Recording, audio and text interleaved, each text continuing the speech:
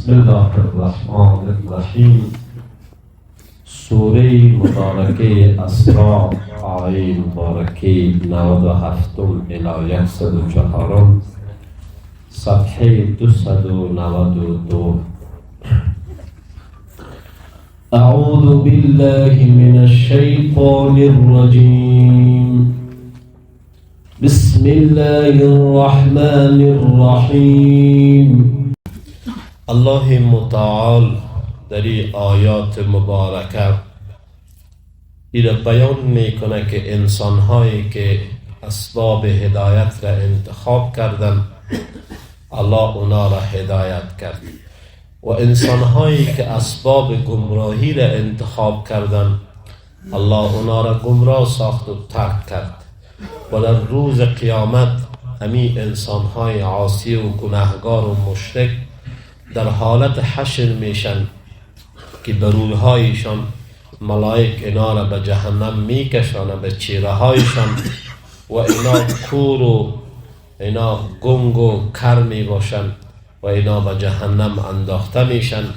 هر باره که آتش جهنم کم شود دوباره شعله‌ور میشه و انسان ها محو میشن و از بین میرن. الله متعال نشانه های قدرتش را در این آیات مبارکه بیان میکنه و داستان موسی نبی علیه السلام را بیان میکنه که الله متعال 9 معجزه را برش داد. باز هم فرعون و کسانی که امرای فرعون بودن اونا نپذیرفت دعوت موسی علیه السلام را و الله اونا را غرق کرد. الله متعال در این آیات مبارکه امی موضوعات را بیان میکنه و میفرماید و من یهد الله، کسی را که الله متعال هدایت بکنه فهو المهتدی، این انسان رهیاب میشه. الله در دنیا اسباب هدایت را پیدا کرده. کسی که راه نیک را میگیره راه خوب را میگیره به الله قریب میشه و الله او را رهیاب میسازه. و من یضلل، کسی که گمراهی را انتخاب میکنه، کسی که گمراهی را اسبابش را انتخاب بکنه الله او را گمراه میسازه. فلن تجد لهم، پس هرگز پیدا نمیکنی برشان اولیاء کارسازان و دوستان من دونه بجز الله متعال، دیگر ذات نیست که اینا را از عذاب الله نجات بده. و نحشرهم، الله بیان میکنه و نحشرهم و حشر میکنیم ما امی انسانها را یوم القیامت، در روز قیامت، علی وجوههم به چهره هایشان. حضرت انس رضی الله تعالی عنه خادم رسول الله صلی الله علیه و سلم حدیث مبارک را روایت میکنه که صحابه رضی الله تعالی عنهم از پیغمبر صلی الله علیه و سلم در این مورد پرسان کردن که چگونه الله متعال به چهره ها انسان ها را در روز قیامت میکشانه به جهنم. پیغمبر صلی الله علیه و سلم در جوابشان فرمود همون قسم که به پاها میکشانه الله به چهره ها هم کش میکنه، امر میکنه به ملائک اینا را به جهنم ببرم. در اتر حالتی که عمیان اینا کور هستن و بکمن اینا گنگ هستن و کر هستن و سمن بکمن کر هستن و گنگ هستن، به می حالت الله اینا را به جهنم مندازه که چشمشان بینایی نداره، گوششان شنوایی نداره و زبانشان گویا نیست. الله اینا را به جهنم مندازه. چون قبلا هم خواندیم که کسانی که اونا در دنیا خود را کور نگاه کردن الله اینا در آخرت کور حشر میکنه، کور و گنگ و کر اینا حشر میشن. الله اینا بیان میکنه مأواهم جهنم، جای از اینا دوزخ هسته. کلما خبت، هرگاه آتش دوزخ خبت یعنی کم شوه فرو بره، زدناهم سعیرا، ما شعله آن را بیشتر میکنیم. شیخ علی صابونی صاحب در تفسیر ذکر میکند که مرادش این هست که در روز قیامت وقت انسانها در جهنم انداخته میشن، هر بار که جسمشان میسوزه دوباره پس الله بر از اینا جسم میده، بار این تکرار شده میره. ذالک این است جزاؤهم، جزای از اینا بانهم بخاطر که ایشان کفروا بآیاتنا، اینا کافر شدن از آیات ما. و قالوا گفتن اذا كنا عظاما، آیا وقت ما استخوان شویم و رفاتا پوسیده شده، اینا لمبعوثون، آیا دوباره ما حشر میشیم خلقا جدیدا، به خلقت جدید نو. اینا از روز قیامت منکر بودن، از حشر منکر بودن.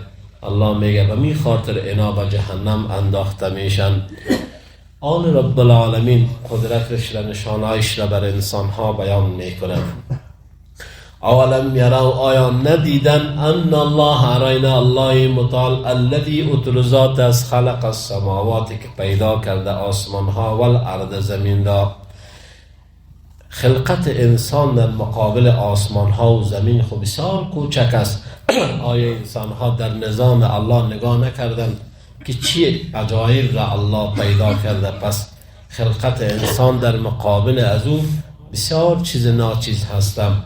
قادر، الله متعال توانا هستم، علا ان یخلق مثلهم، این که مانند او خلق بکنم.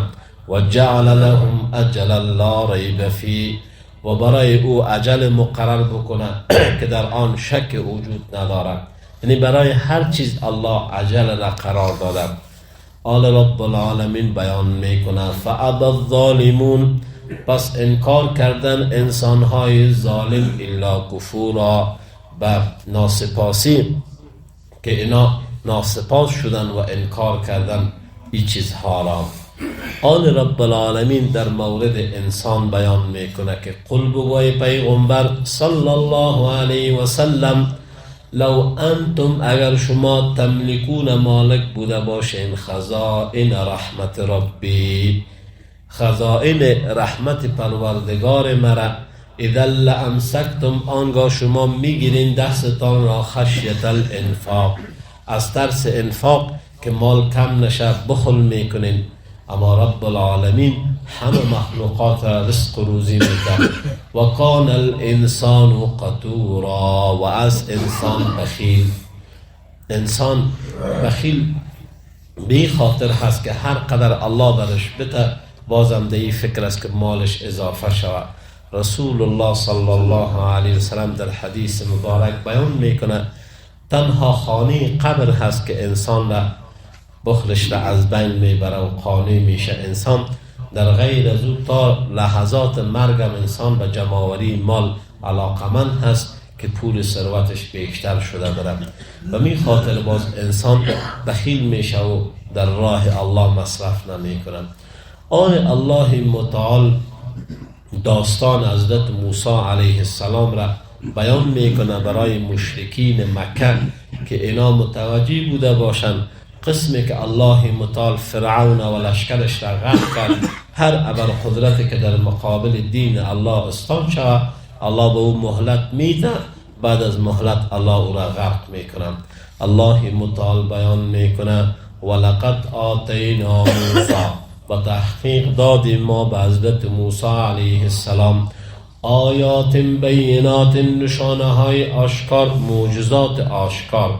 این 9 آیات 9 معجزه آشکار. ولقد به تحقیق آتینا دادیم ما موسی و موسی علیه السلام 9 آیات بینات، معجزه آشکار که در سوره اعراف 5 یزور الله ذکر میکنه فرسلنا علیهم الطوفان والجراد والقمل والضفادع والدم آیات مفصلات.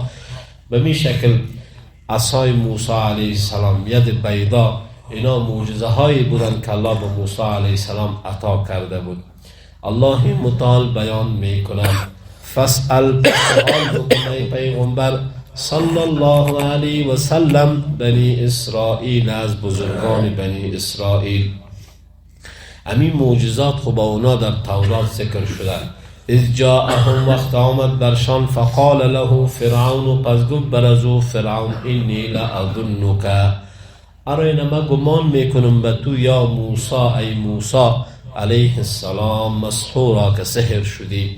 وقتی که موسی علیه السلام دعوت الهی را، معجزات بزرگ را پیش فرعون پیش کرد، فرعون گفت که تو ساحر شدی، به خاطر حفظ قدرتش میفهمید که حق هست، اما حق را کتمان میکرد.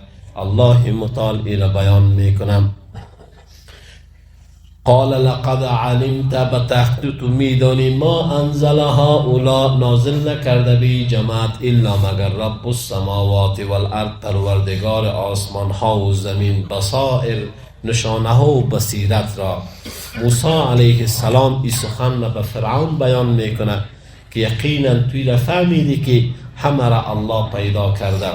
و اینی لأظنک، ارین من گمان میکنم بر تو یا فرعون، ای فرعون، مثبورا که هلاک میشی. فرعون به موسی علیه السلام گفت من گمان میکنم تو ساحر هستی.